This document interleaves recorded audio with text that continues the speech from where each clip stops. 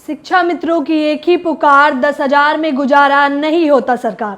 जी हाँ, आपने बिल्कुल सही सुना। नमस्कार, मैं ज्योति आप सभी का नेशनल दस्तक पर स्वागत करती हूँ। शिक्षा मित्रों की वो अनसुनी कहानी जो मैं आपको बताऊंगी और किस प्रकार से ठिठुरती ठंड हो, गर्मी हो, कड़ाके की बावजूद इसके वो लोग धरना प्रदर्शन देने पर मजबूर हो जाते हैं। आपको सबसे पहले बताना चाहूँगी कि ये मात्र कुछ चुनिंदा शिक्षित मित्रों की आवाज़ नहीं है, बल्कि 1,72,000 शिक्षा मित्र जो है इकट्ठा हुए थे अभी 20 फरवरी 2023 को लखनऊ में।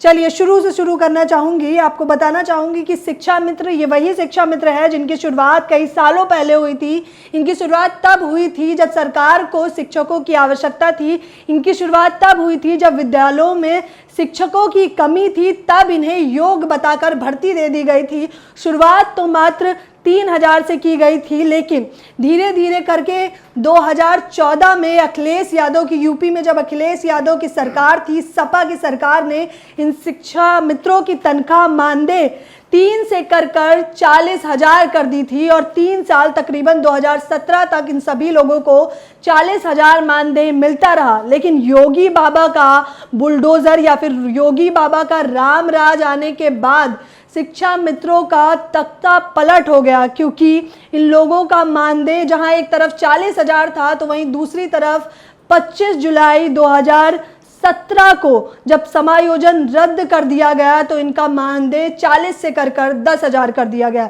जरा सोच के देखिए, वो सभी लोग जिनकी तनख्वाह 40,000 हो, आम जनता के रूप में आप इस बात को अपने ऊपर लीजिए। 40 से अचानक से सरकार एक फैसला दे देती है कि आपका मानदेय मात्र 10,000 रह जाएगा, तो आपके घर पर, शिक्षा पर, स्वास्थ्य पर, रोजगार पर कितना बड़ा दाग या धब्बा लग जाएगा। या फिर आप ये सोच लीजिए कि जिस समाज में अभी तक आपको तरक्की का एक चिन्ह माना जाता था, वही समाज आपको दुत्कारने लगेगा, दरकिनार कर देगा। और इन शिक्षा मित्रों को अयोग्य भी बताया गया, ये कहते हुए कि जब किन्हीं लोगों की, चुनिंदा लोगों की आवश्यकता थी, तब इन लोगों को भर्ती दे दी गई। अब इन लोगों को हटाया जाना चाहिए क्योंकि ये लोग योग्य नहीं है। ये लोग आए दिन धरना प्रदर्शन देते हैं, योगी के राम राज्य पर खुशी तो जताते हैं, लेकिन अफसोसन जब मानदेय मात्र 10,000 दिया जाता है और उस 10,000 में भी 12 महीनों में मात्र 11 महीने इन लोगों को मानदेय दिया जाता है। 1 महीने के मानदेय पूरा काट लिया जाता है। छुट्टी पर भी किस कदर से इन लोगों पे कटाक्ष किया जाता है, ये सोचना एक चिंता का विषय है। सोच के देखिए, लोग अब जाएं तो जाएं कहां।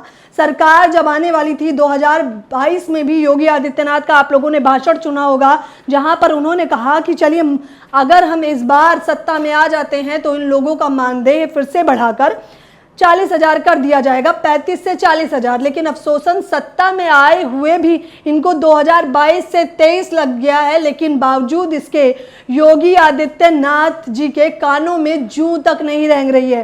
कोई भी इन सवालों के जवाब नहीं दे रहा है। और आपको बताना चाहूंगी कि अब तक तकरीबन 8,000 शिक्षा मित्रों ने आत्महत्या कर ली है, आत्मदहन कर लिया है। इसके बाद भी कोई नहीं बोल रहा, क्योंकि आप सोचिए, जिसकी तनख्वाह 40 हो, अचानक से 10 हो जाए तो उस पर मानसिक तनाव कितना ज़्यादा हो। और आज भी भले ही हम 21वीं शताब्दी में रहते हों, लेकिन कोई भी आपको सरलता, मानवता से नहीं बल्कि आपके मानदेय से जानता है, आपके मानदेय से पहचानता है। इन लोगों को अयोग्य बताया गया, इन पे अयोग्य का ठप्पा लगाया गया। ये लोग चुप्पी साध कर सहते रहे, कुछ नहीं बोले। अब इनका जो बड़ा धरना प्रदर्शन, जिसमें लाखों की संख्या में शिक्षा मित्र आए हुए थे, जहां केंद्रीय मंत्री कौशल किशोर भी आए हुए थे, उन्होंने भी इन्हें आश्वासन दिया। लेकिन सवाल ये है कि आखिरकार पिछले 5-6 सालों से मात्र आश्वासन क्यों मिल रहा है? सरकार कब जाकर इनकी नियुक्ति ठीक ढंग से करेगी, इनका मानदेय 40 करेगी? आपको बताना चाहूँगी कि आखिरकार इन शिक्षा मित्रों की जो 1,72,000 शिक्षा मित्र हैं, उन लोगों की क्या मांगे हैं। स्क्रीन पर आपको तस्वीरें साफ तौर पर दिखाई दे रही होंगी कि कितनी लाखों की संख्या में शिक्षा मित्र मौजूद हैं। इनमें कई सारी महिलाएं हैं और कई सारे ऐसे परिवार भी हैं। आपको बताना चाहूँगी, महिलाएं अपने बच्चों से दूर रहती हैं, गाँवों में रहती हैं, गांवों में उनकी नौकरी है, शहरों में उनके पति रहते हैं, बच्चों को छोड़कर, परिवार को छोड़कर ये कैसी उन्हें सैलरी मिल रही है, तनख्वाह मिल रही है, आर्थिक स्थिति किस प्रकार की ध्वस्त हो चुकी है। आप सोच कर देखिए इन लोगों की क्या मांगे हैं। आपको बता देना चाहूँगी 2014 में सहायक शिक्षकों का समायोजन किया गया था जब इनकी तनख्वाह बढ़ा दी गई थी, लेकिन 25 जुलाई 2017 को इन सभी के घरों में एक बाढ़ सी आ गई क्योंकि इनका मानदेय घटा दिया गया। आपको बताना चाहेंगे कि शिक्षा मित्र बार बार जो है अपने मानदेय की बढ़ोतरी की मांग कर रहे हैं। ये कुछ मांगे जो इन लोगों के लिए बेहद आवश्यक है।